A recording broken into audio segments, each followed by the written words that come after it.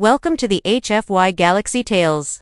Don't forget to like, subscribe, and tap the notification bell so you never miss a new story from HFY Galaxy Tales. Where humanity always finds a way. The girl in the ruins. The city was dead, smoke rose from broken towers, and the air was heavy with dust. Daniel Kane, a soldier of the Earth Defense Force, moved quietly through the ruins of New London. The war with the alien coalition had raged for 5 years, turning cities into graveyards. Orders were clear: no survivors, no prisoners, no mercy for the enemy. But as Daniel passed a collapsed building, he heard a faint sound. It was not the cry of a soldier. It was soft, weak, almost like a child. He stopped, gripping his rifle tightly. The sound came again, a small cough followed by a sharp breath. Slowly, Daniel stepped over the rubble and looked down into a dark hole. There, half buried under stone and twisted metal, was a girl. Her skin was the color of deep ocean blue, her hair silver like moonlight, her eyes wide, terrified, and glowing faintly, stared up at him. She was no older than 10. Wearing torn alien fabric, covered in dust, blood ran from a cut on her forehead. Her small hands trembled as she tried to push a rock away from her legs, but she was too weak. Daniel's training screamed inside his head. The girl was an enemy, a member of the alien race that had destroyed his city. He should leave her, or worse, finish her, but something inside him refused. Her face was too young, her fear too real. She wasn't a soldier, she was just a child trapped in the wrong war. Daniel knelt beside her. "I'm not going to hurt you," he said softly, even though he knew she might not understand. Her glowing eyes blinked, and for a moment, he thought he saw relief. Carefully, he lifted the rocks from her legs, wincing as she whimpered in pain. When she was free, he noticed her ankle was badly swollen. Voices echoed in the distance.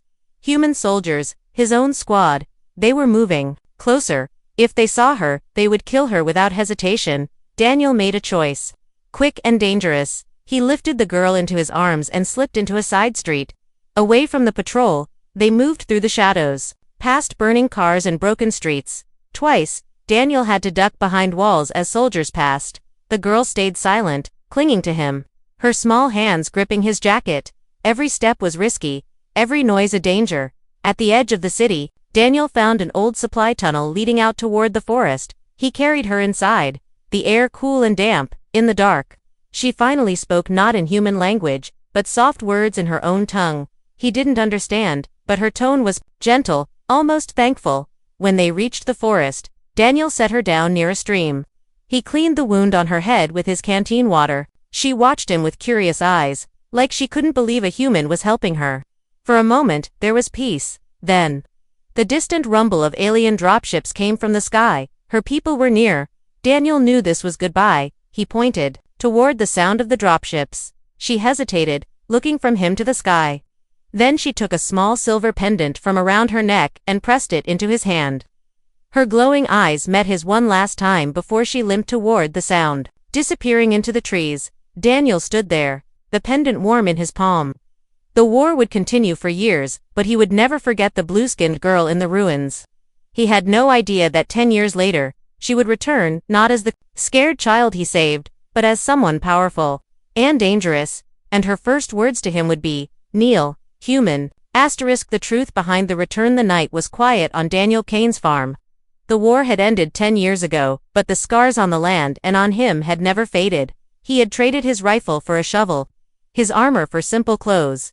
Life was slow, peaceful, and empty, until the sky ripped open. A huge alien dropship roared through the clouds, kicking up dust and shaking the ground as it landed in his field.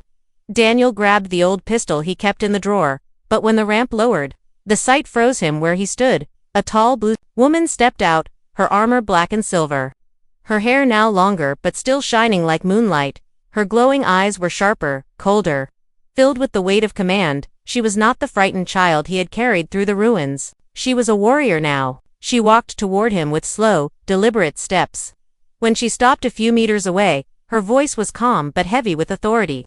"Neil, human," she said. Daniel didn't move. His heart pounded, not in fear, but in confusion. "What happened to you?" he asked. Her lips curved into a faint smile, but there was no warmth in it. "I became strong," she replied, "because weakness dies in this galaxy. You taught me that survival is a choice. Now I am here to repay you." 2 alien guards stepped out behind her, their weapons ready. Daniel noticed the insignia on their armor, the crest of a ruling fleet he had heard rumors about. She was no soldier. She was a commander, maybe more. Her repayment came in the form of an offer, or a threat. "I will protect your world from the fleets gathering beyond your star system," she said. "But Earth must submit to my rule. Serve me, and your people will live. Refuse, and you will burn when my enemies arrive." Daniel's stomach tightened. The girl he had saved was now speaking like a conqueror, but something in her tone felt conflicted. Was this really about power, or was she trying to save Earth in her own twisted way? She ordered her guards to take him aboard her ship. Inside, Daniel saw the vastness of her power, towering corridors of alien steel, glowing command centers, and dozens of warships docked around her flagship. Every crew member bowed when she passed, their eyes flicking suspiciously toward him. In a quiet moment, Daniel confronted her. "Do you think this is what I wanted when I saved you?" She paused, looking at him for a long time. "You wanted me to live," she said, "and I did. Now I have the power to decide who else lives." But as they walked deeper into the ship, Daniel caught sight of something that turned his blood cold. Through a security window, he saw rows of cells, and in them, human prisoners. They were thin, bruised, and chained. Before he could speak, she noticed his gaze and stepped between him and the glass. "Do not concern yourself with them," she said sharply. "They are necessary." Necessary for what? He didn't get the chance to ask. The ship's alarm suddenly blared. A voice shouted over the comms. Another alien fleet had appeared at the edge of the system. Her expression hardened. She turned to Daniel. "Now you will see why Earth needs me." But as the ship prepared for battle, Daniel knew the truth was more complicated. This wasn't just about saving Earth, this was about control. And if she truly believed submission was the only way to survive, then the war might not be over after all. The last choice. The alien flagship's hangar doors closed, sealing Daniel inside this world of steel and shadows. Outside the viewing deck, the stars shifted as the ship's massive engines roared to life. A fleet of enemy warships had entered the system, dark, jagged vessels bristling with weapons. The woman Daniel had once saved, now a commander feared across sectors, stood in the center of the command room, issuing orders in her native tongue. Her voice was sharp, her tone unshakable. The crew moved like a single machine, alien weapons powered up, and the flagship's shields flared with blue light. Daniel stood at the edge, watching her command her forces like a predator. She wasn't the scared child from the ruins anymore. She was a warlord, but he couldn't shake the image of the human prisoners locked deep in her ship. She said they were necessary, but Daniel knew slavery when he saw it. And now she wanted Earth to kneel under the same banner. The battle began with a deafening blast. Enemy ships fired volleys of plasma, shaking the flagship.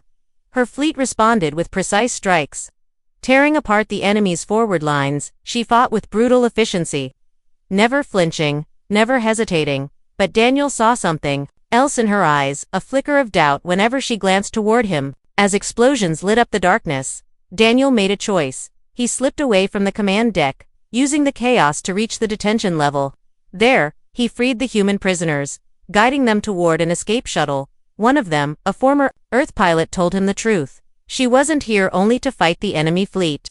She was here to claim Earth before her rivals could. If she won this battle, her armada would be in perfect position to take the planet in hours. Daniel's heart pounded. If he sabotaged the ship's command core, she'd lose the battle and retreat, but it would also leave Earth exposed to the rival fleet. If he let her win, she'd conquer Earth herself. Either way, the war for his planet would be decided here. He reached the reactor chamber, alarms flashing red around him. A blast door slammed open behind him, and there she was. Her guards aimed weapons, but she waved them back, stepping forward alone. Her glowing eyes locked on him. "I knew you'd come here," she said quietly. "You think I want to enslave your world, but you're wrong. If I don't take Earth under my protection, it will be destroyed within days. This is the only way." Daniel's voice was steady, but his hands were tight on the controls. "You've forgotten what it means to save someone without owning them," he said. She hesitated, the steel in her expression cracking for just a moment. "You saved me once, Daniel. Will you trust me to save your people?" The enemy fleet's weapons broke through the flagship's shields, rocking the chamber with explosions. Time was almost gone. Daniel stared at her, the child he had saved, the woman she had become. His hand hovered over the sabotage trigger. If he pressed it, She'd lose everything. If he didn't, Earth's fate would rest in her hands. He made his choice. The screen flashed. The ship's systems roared back to full power, and her eyes widened. You trust me? She asked. For now, he said. She turned and charged back to the command deck, leading her fleet into a final, desperate push. When the battle ended, the enemy fleet was gone. Her forces remained in orbit above Earth. She stood before Daniel, her face unreadable. Your people are safe, for now, she said, and then, without another word, she returned to her ship.